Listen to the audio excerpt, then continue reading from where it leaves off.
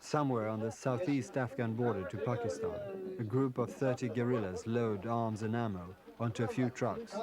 Their commander, ex-prosecutor Mirza Abdul Hakim, promises to take me to Herat.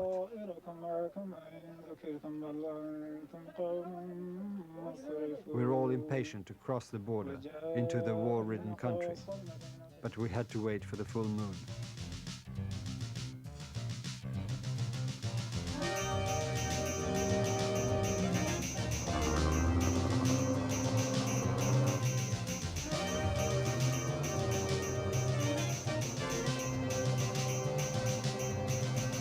With all lights off, the trucks were forced on through the tough terrain. Sometimes, small groups of mujahedin would stop us in the dark and show the safest route. Driving through 3 nights, we passed just north of Kandahar. Daytime, we rested, covering the trucks with tarpaulins, hiding them under trees.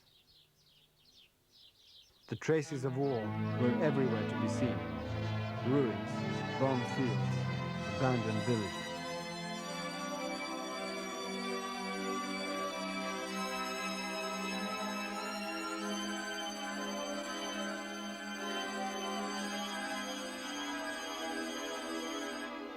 As soon as nightfall came, we were on the move again. And around midnight, the 5th night, the drivers switched on all the lights and halted. We had reached Sangin on the Helmand River.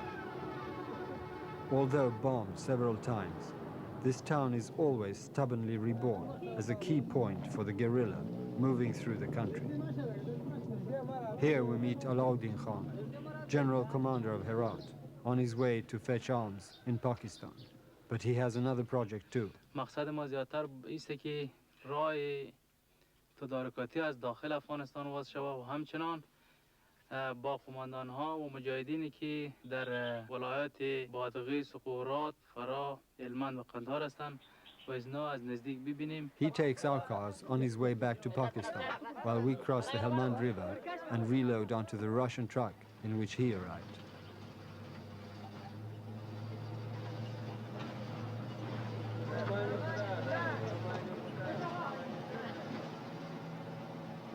We pass a camp of refugees from the far north of the country and continue a day's drive north to the valley of Barnain.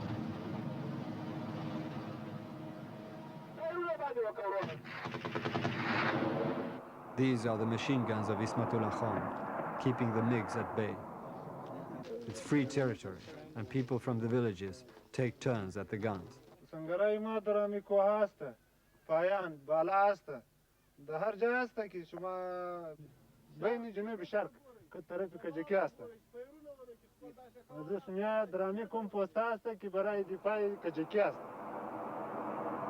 The farmers can till their soil at the bottom of the valley, and the entrance is barricaded to retard armored attacks.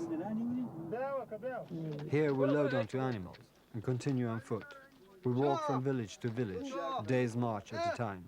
It's getting cold in the highlands of Herat, and the snow comes mid-November. Several of the men in our outfit have been recruited by force to the Soviet-controlled army. As soon as an opportunity appeared, they fled to the Mujahid side. Now they're on their way home.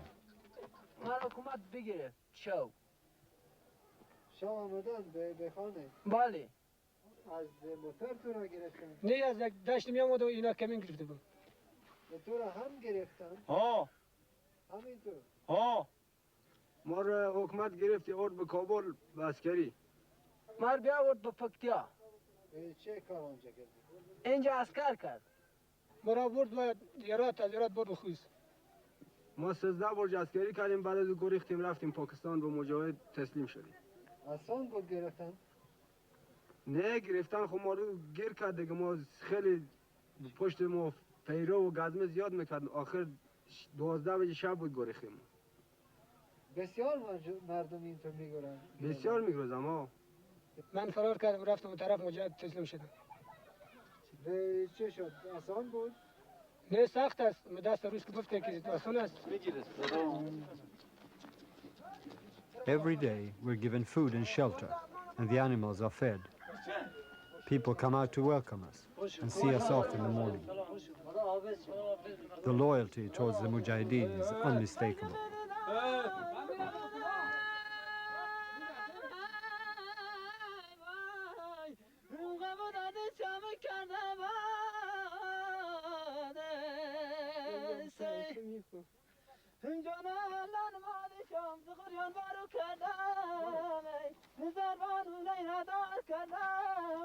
In ice-cold Herat, Mirza Abdul Hakim, our commander, falls ill.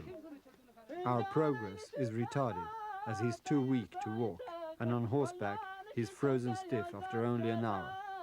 At last we find a doctor in Nili.